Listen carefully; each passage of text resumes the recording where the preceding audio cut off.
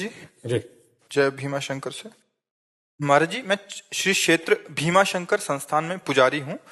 महाराज जी, हम जब पूजा अर्चना सेवा करते हैं तब कुछ महिला भक्त मंदिर में बहुत कम वस्त्र परिधान करके आते हैं। उससे अंग प्रदर्शित होते हैं, अन्य भक्तों को ना चाहते हुए भी देखना पड़ता है। हम जब उनसे कहते हैं तो कहते हैं कि हमारी मर्जी, तुम्हें क्या अधिकार, और लड़ने लग जाती है। महाराज जी, कृपया मार्गदर्शन करें कि ऐसे मंदिर आदि में या कोई मंदिर या कहीं भी देखो, आज जो है मन और इंद्री की गुलामी को स्वतंत्रता माना गया है। अध्यात्म के शब्दों में यदि समझेंगे आप, मन और इंद्री की गुलामी को स्वतंत्रता माना गया है। शास्त्र और गुरुजनों की आज्ञा को परतंत्रता माना गया है। इसीलिए प्रभाव नहीं पड़ सकता, क्योंकि भवानी शंकरो वंदे श्रद्धा विश्वास रूपिणो याभ्याम बिना न पश्यन्ति सिद्धा स्वांता स्तमीश्वरम। श्रद्धावान लभते ज्ञानम।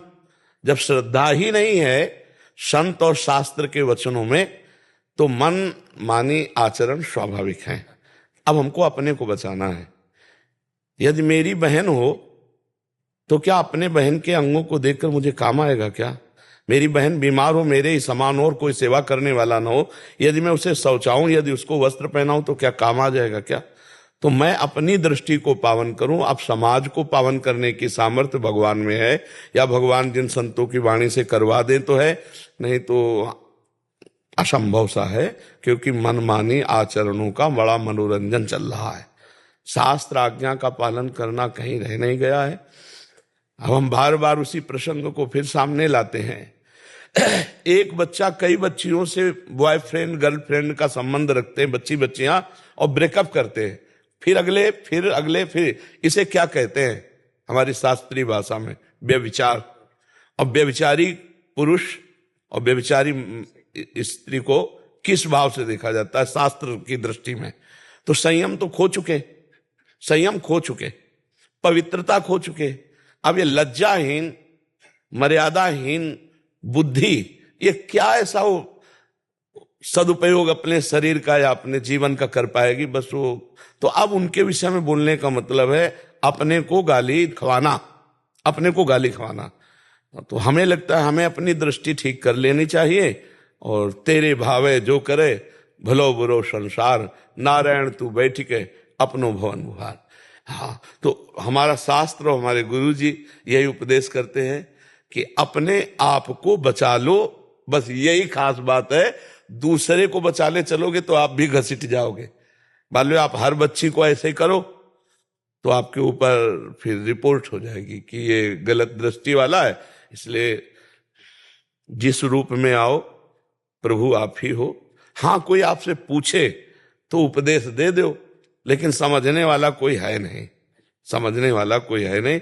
हमको अपने आप को समझाना होगा। आज का समाज, ये सब नौजवान भाई समझ रहे हैं ना, हम इनके चरणों में प्रणाम करते हैं कि भैया आप हमारे ऊपर कृपा करके सुनने आए हो और थोड़ा आचरण बदल रहे हो। मतलब बहुत बड़ा एहसान हम आपका मान रहे कि आप अपने आचरण सुधार रहे, आप साधु संग कर रहे, आप साधु के वचन सुन रहे। नहीं, कलिकाल है भाई, बहुत विचित्र कलिकाल है। ये तो पता नहीं कौन सी लहर चली है कि संतों के प्रति श्रद्धा हो गई। तो इसलिए अपने को सुधारा जाए, समाज को सुधारने की। नहीं, मैं अपने की बात नहीं कर रहा था।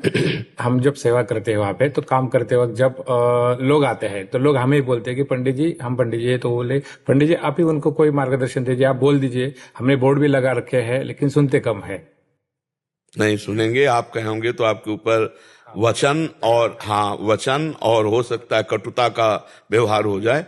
नहीं सुनेंगे आप। पहला हमारा उत्तर था, मन और इंद्रियों की गुलामी को स्वतंत्रता समझा जाता है। शास्त्र और संतों की वाणी के अधीन चलना परतंत्रता समझा जाता है। कैसे समझ में आएगी आप बता? तो इस विषय में हमें लगता है कि मौन होना ही उचित रहेगा।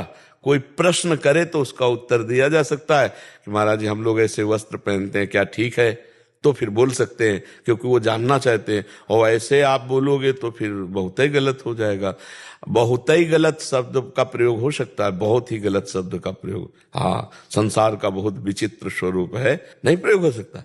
वो आपको ही डांट लग सकती है बहुत। हाँ, इसलिए मौन अपने से कोई तब उत्तर देने का प्रणाली भी है ये, उपदेश देने की। जब तक प्रश्न ना करे तब तक उसको उपदेश न दे, नहीं वो उपदेश काम नहीं करेगा। प्रश्न करता दैन्य भाव से आरत अधिकारी जब पावे गूढ़ो तत्व न साधु दुराए। और इस विषय की व्याख्या हम कर नहीं सकते, क्योंकि जब तक आप नहीं बदलना चाहेंगे, मतलब सामने वाला, तब तक ऐसे केवल फालतू बोलने से नहीं चलेगा। तो वो सामने सुधरना चाहे तो उसको हो सकता है। और नए बच्चे हैं, ये इतना ही मान लें कि गलत आचरण न करें और नशा न करें, इतना ही मान लें तो हम इनके चरण छूते हैं, सब बच्चों के। हमारे भारत के ये भविष्य हैं, ये कोई गंदा व्यसन न करें और ये गंदे आचरणों से बच जाए, नहीं बहुत बड़ी हानि होती है।